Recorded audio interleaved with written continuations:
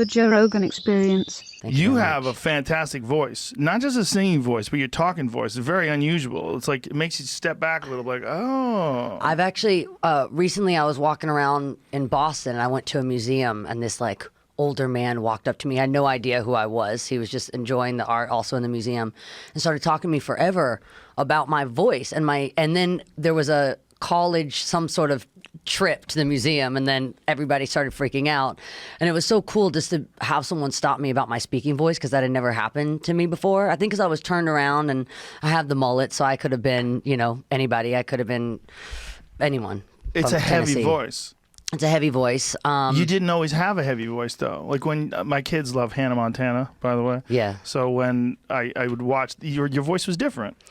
It's definitely changed. I kind of learned a lot about the voice and how our experiences affect our voice. I had a surgery in November on my voice. I had something called Reiki's edema, which when my doctor told me about it, he said, no one shy ever has this. This is for abuse of the voice. This is for people that talk way too fucking much. And usually this happens when you're like in your 60s or 70s. How do I not have that?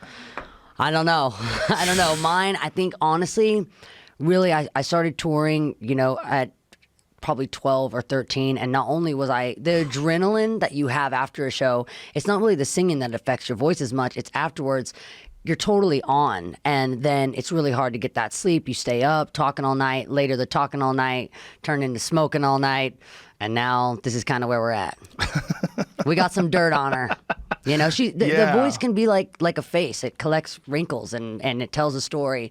If you look at yourself and you go, oh, I didn't have this until this trip. You know, I sat out in the sun or I partied too much or whatever. Your voice does the same thing. It collects dirt.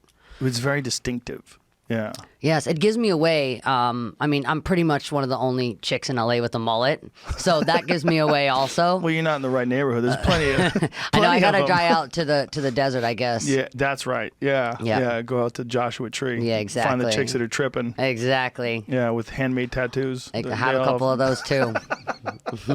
But there's something very distinctive about a voice that you earned. You know. It's true. It's kind of like, you know, when you see somebody and I think especially being like a female in the industry, I think growing up and changing and like kind of that there is such a kind of stigma with aging. It's a very kind of scary thing as a female in the industry. And I thought about it a lot and thought about my voice. I actually had someone, when I was doing an interview a couple months ago, said, you know, she sounds like she stayed up all night smoking too many darts. And I said, well, I fucking have.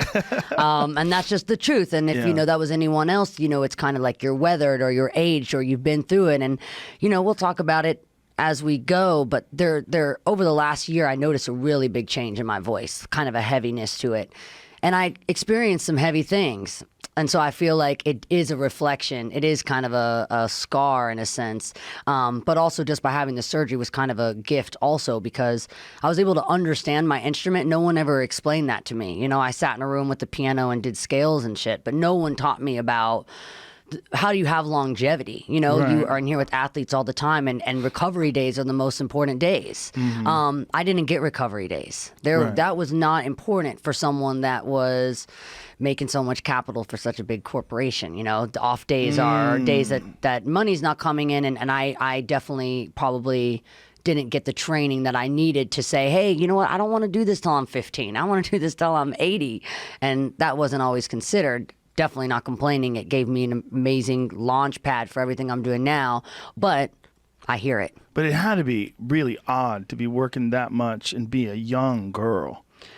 The balance it trained me to have is something that I don't think you are going to get taught any other way besides jumping in the deep end of the pool and hoping you know how to swim. That's the only way. There was no way I could have prepared for the amount of balance I would have to learn to kind of teeter, because, you know, at one point, again, it went from, it was school, then it went from, you know, how much weed can I actually smoke and still play a teenage superstar on the Disney Channel? and then like, what's the answer to that question? More than you would fucking think. I remember one time when, and I don't smoke anymore, and I'm sober. How long you been sober but for? I've been sober since pretty much the vocal surgery kind of did it for me, because I just learned so much about the effects, which again, you're just not taught. It's not really the drinking, it's staying up all night. You know, once you have your drink, you end up smoking. And I've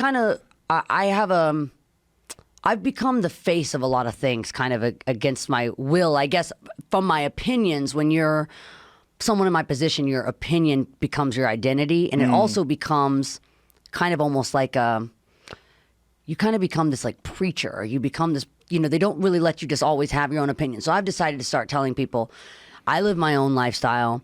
Alcohol was never my problem. There was other things that I end up, you know, I like to go up.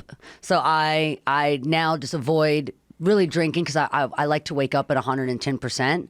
But it's never really been my problem. And I could see myself having a drink of celebration in the future. But I get so fucking hungover now that I'm like, why would I celebrate with like just feeling like a volcano's erupted in my brain, you know? So it's really just a personal preference, but it's definitely not anything that I promote in. I think it's a lifestyle I think everyone should experiment.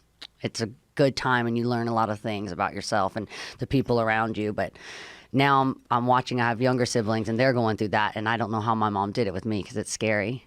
Yeah, I think if we're going to acknowledge the fact that all these things exist, cocaine exists, pills exist, marijuana exists, we should teach people how to do it right. Yeah. We really, I mean, you're leaving children. It's the same thing with sex, right? Yeah. We leave children to there's the information that they're going to get is from other kids. Yeah. And if you're learning about sex from another 14-year-old or you're learning about coke from a 14-year-old, that's not good. Yeah. Like we play this game with children where we try to pretend that, you know, they live in a movie.